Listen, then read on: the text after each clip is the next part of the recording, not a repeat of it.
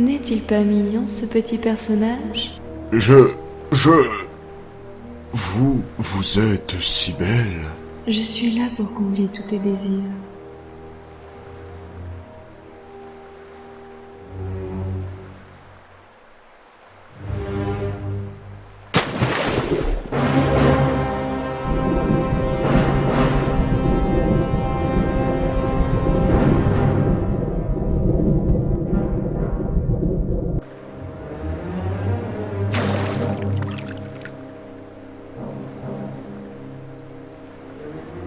Rends-moi l'or du Rhin, Alberic, roi des Nibelungen. Non, jamais. Vous, esprit des eaux, vouliez prétendument m'offrir votre amour, alors qu'en vérité, vous me cachiez l'or du Rhin, une incroyable source de richesse et de pouvoir. Et entre votre amour et l'or, je choisis l'or, car lui ne me trahira jamais, et me donnera tout ce dont j'ai toujours désiré posséder.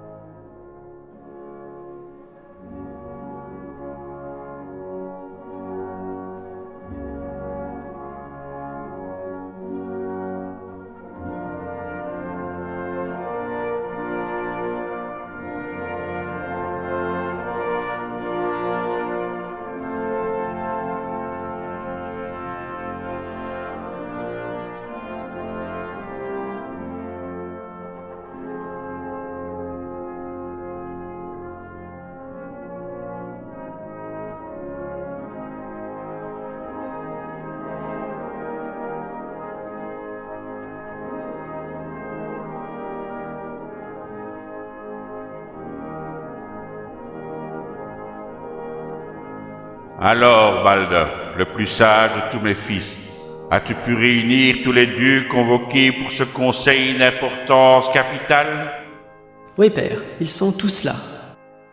Parmi les As, nous retrouvons Frigga, ma douce et tendre mère, Donar, dieu de la force et du tonnerre, et Tivas, le dieu de la justice. Heimdall continue quant à lui de veiller sur le pont de l'arc-en-ciel. Parmi les Vannes, il y a Fro, dieu de la fertilité, sa sœur Freya, déesse de l'amour, Njord, le dieu des mers, ainsi que Nertus, déesse de la terre.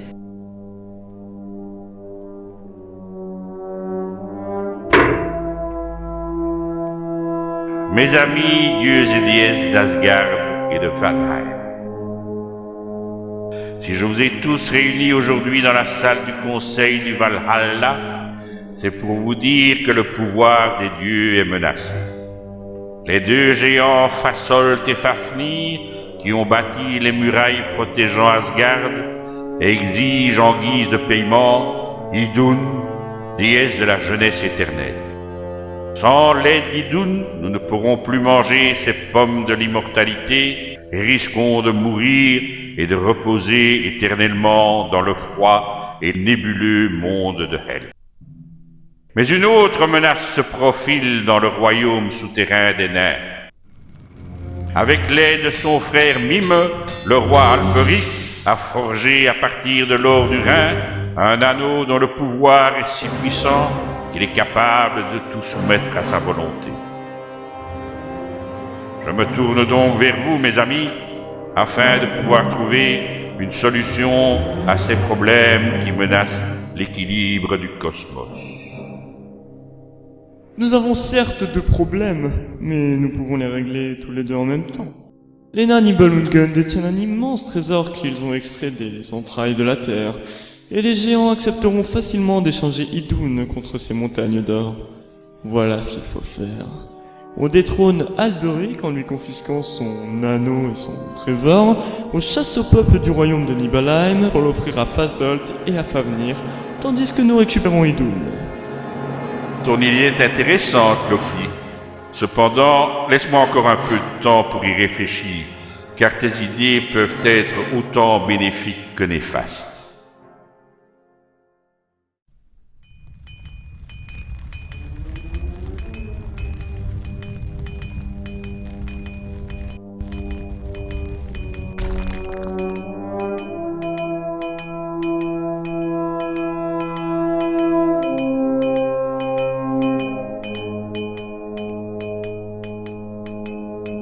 Que voilà un fabuleux trésor que tu tiens en main, roi des nains. Alberic, ton règne s'achève maintenant. Moi, Wotan, roi de tous les dieux, ai décidé que tu ne détiendras plus le pouvoir et la richesse du monde de Nibelheim. Même si tu es le plus puissant de tous les dieux, je ne crains pas ton courroux, car je détiens tout ce dont j'ai besoin pour imposer ma volonté et déchaîner ma colère.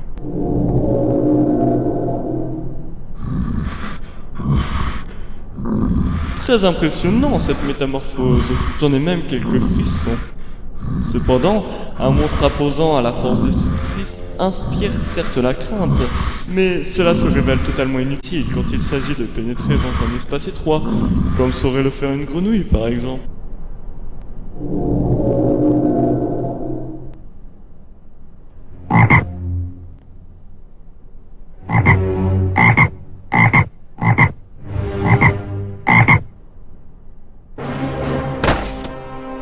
Tu es vaincu. Il est inutile de résister. Prends-lui son anneau, Loki. Il perdra ainsi son pouvoir et comprendra quelle est sa véritable place dans l'ensemble des êtres soumis à la volonté des dieux. Tu peux impunément prendre mon trésor, t'emparer de mon royaume et soumettre mon peuple. Mais jamais, au grand jamais, tu ne pourras utiliser mon anneau de pouvoir. Car à partir de ce jour, je le maudis. Toute personne qui portera l'anneau périra dans d'atroces circonstances, tout en portant malheur sur son entourage. Seul moi, celui qui l'a forgé, peut profiter de son immense pouvoir sans avoir à craindre son effroyable malédiction. Et tu crois que ta magie me fait peur? À moi, le roi des dieux, il est temps de mettre fin à cette comédie. Nibelungen, écoutez-moi, Wotan, celui que l'on surnomme le voyageur et le père de tout. Aujourd'hui, je vous annonce qu'Alberic, votre roi tyrannique, a été détrôné et que vous êtes dès à présent libre. Mais sachez que cette liberté a un prix très élevé. Et vous devez le payer sans aucune opposition. Je m'approprie tout l'or et les richesses que vous avez récoltées, ainsi que votre vaste royaume souterrain. À partir de ce jour, vous êtes tout simplement banni du royaume de Nibelheim.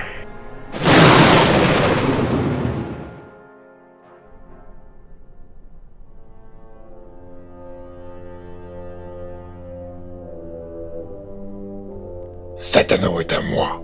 Je l'ai vu en premier. Non, c'est le mien. En tant que frère, nous avons droit chacun à une moitié de cet immense trésor. Et l'anneau se trouve dans ma part, et non la tienne. Qui t'a dit que l'on doit partager toute cette richesse, espèce de faux frère?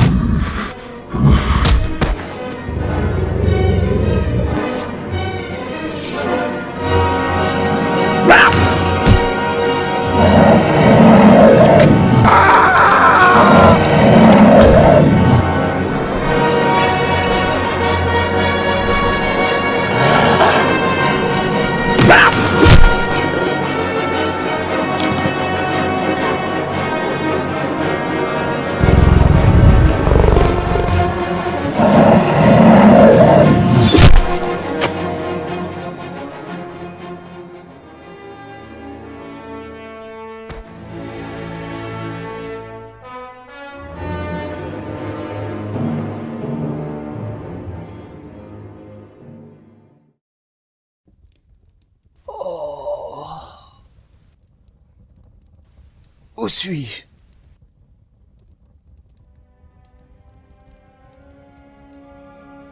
Serais-je mort? Suis-je au Valhalla? Non, vous n'êtes pas mort. Vous êtes encore sur Midgard, la terre des hommes. Et plus précisément dans la chambre du roi Hunding. C'est encore une chance que cette Valkyrie vous ait trouvé et amené jusqu'à moi pour vous soigner. Ce terrifiant loup faisait régner la terreur dans le pays, et aucun de nos guerriers n'avait réussi à le vaincre. Et c'est vous, prince Sigmund de Xanten, qui avez réussi à le terrasser malgré vos atroces blessures. Je devais faire preuve de bravoure aux yeux de mon peuple en terrassant un ours. Mais au lieu de ça, j'ai dû combattre un monstre venu de Jotunheim, le monde des géants. Je dînerai certes pas au banquet du Valhalla, mais j'ai découvert ce qui semble être le plus beau de tous les trésors. Sieglind.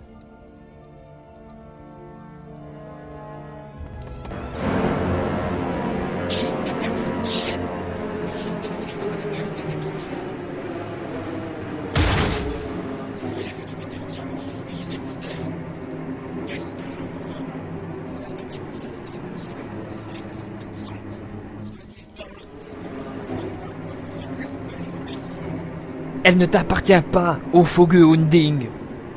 Tu dois la considérer comme ton égale, comme toutes les femmes nobles et libres.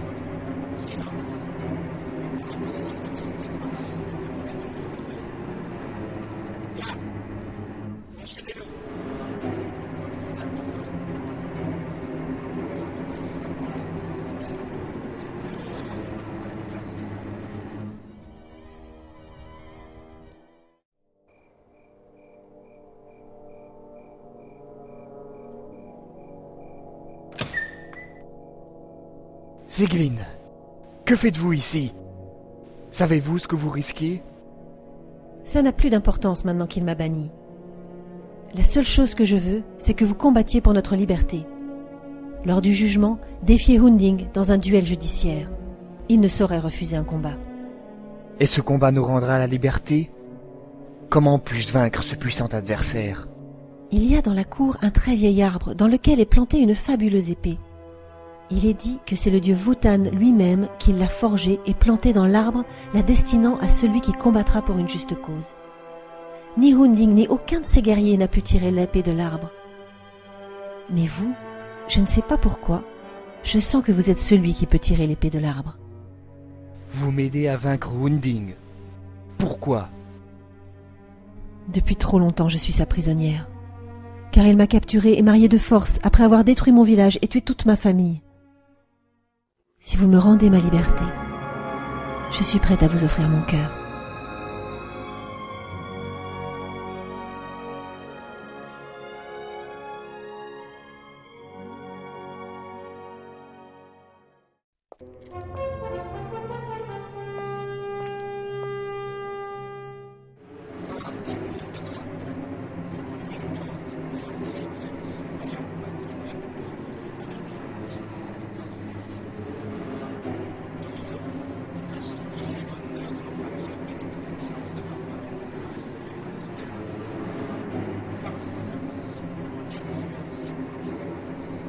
Ce tribunal n'est qu'une simple mise en scène visant à m'humilier car tu as à l'avance décidé de mon sort. Mais je ne me laisserai pas faire aussi facilement car je te défie en duel. Tivaz, dieu de la justice, décidera qui de nous deux est dans son bon droit. Et comme arme, je choisis cette épée plantée dans l'arbre.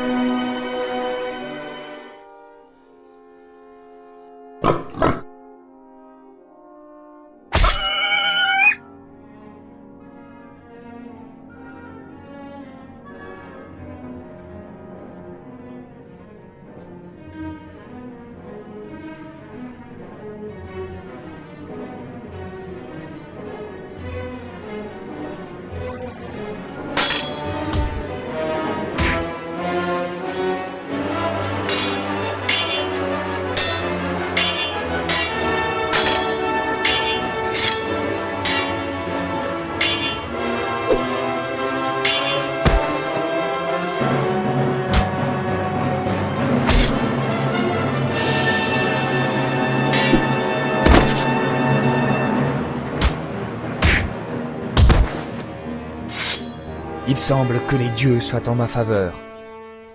En plus de ma liberté, j'exige que tu laisses partir Sieglinde, cette femme que tu as maltraitée depuis trop longtemps.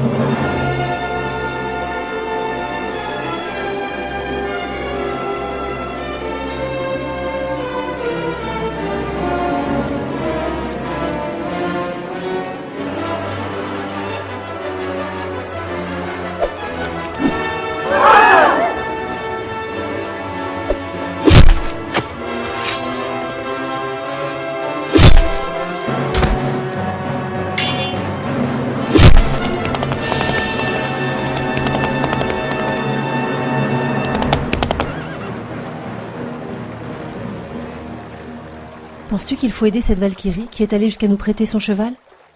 Non, ce n'est pas nécessaire, car il s'agit de Brunhilde, la plus brave d'entre elles et la favorite de Wotan. C'est elle qui m'a transporté blessé après avoir combattu le loup. Je pensais qu'elle allait m'emmener au Valhalla. Mais au lieu de ça, c'est vers toi qu'elle m'a emmené.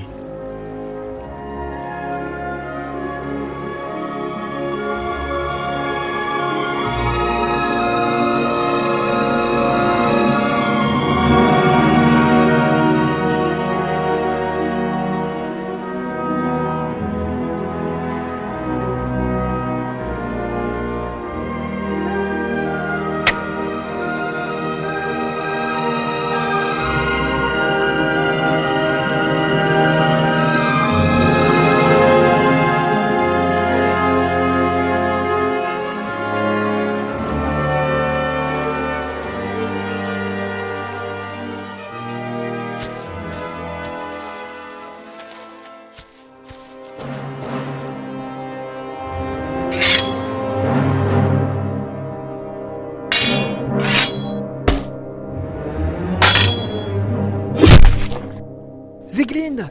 Il faut partir, vite! Un guerrier de Hunding rôdait dans les parages. Il est déjà trop tard pour fuir. Cours, Sieglinde! Je les retiendrai. Non, je ne veux pas t'abandonner. Je combattrai à tes côtés. Non! Pense à notre enfant. Toi et lui devez survivre. C'est ce qui compte le plus à mes yeux.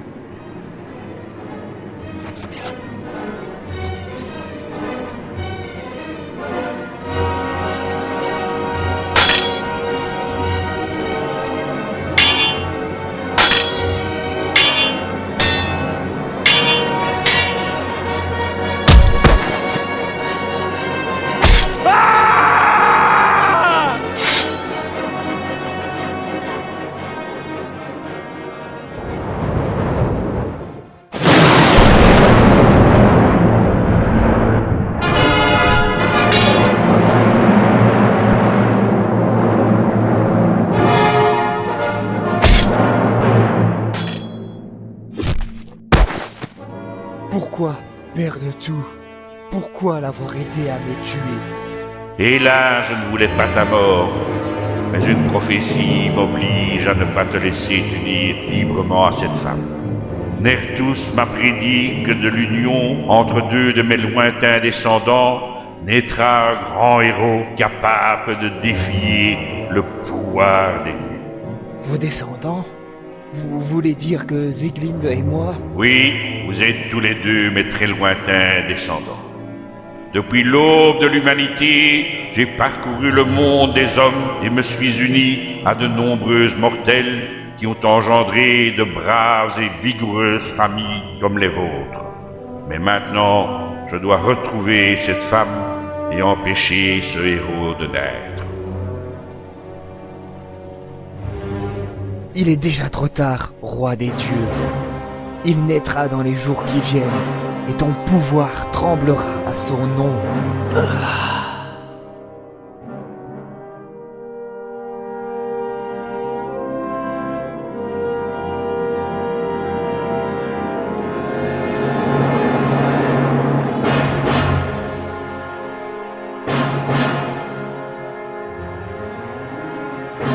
Père, je ne vous laisserai pas vous attaquer à Sieglinde et à son enfant. Brunhilde, comment oses-tu t'opposer à ma volonté, toi qui as toujours été ma favorite? Je ne fais que ce que vous m'avez demandé de faire. Protégez vos descendants contre toute menace. Et au fond de vous-même, vous ne voulez pas leur mort, car ils font votre fierté. en étant vos plus beaux descendants. Tu sembles mieux me connaître que moi-même. Mais en tant que roi des dieux, je ne peux faire preuve de faiblesse face à ce qui menace mon pouvoir. Même pas toi. Pour m'avoir désobéi, je te plonge dans un profond sommeil dont seul le plus brave des hommes pourra te libérer, car tu mérites ce qu'il y a de mieux.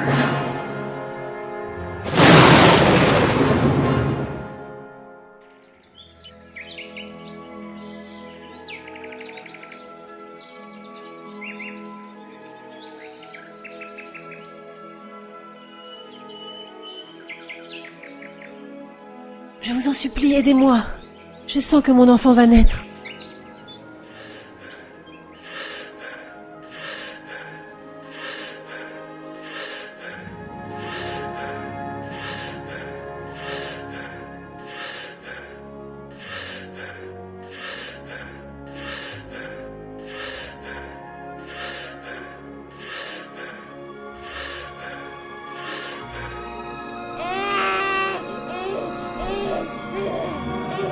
Laissez-moi voir mon bébé.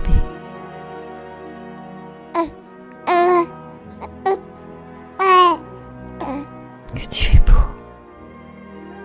Tu as les yeux de ton père.